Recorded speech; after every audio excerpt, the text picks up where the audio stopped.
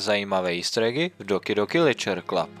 Pokud se pokusíte skopírovat uložené soubory jiného aktu během 2., 3. a 4. aktu, bude to mít za následek, že se objeví černá obrazovka s textem "Nelze načíst soubor pro uložení".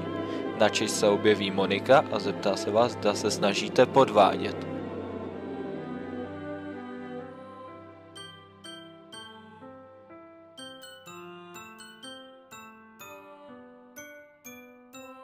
A potom se vrátíte do menu hry.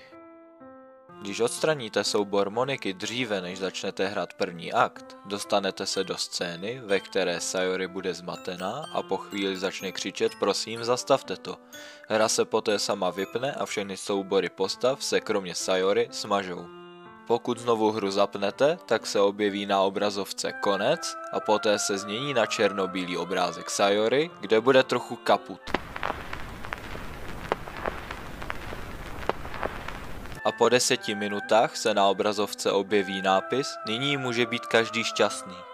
Zajímavý, že? Dejte odběr a like pro další easter eggy.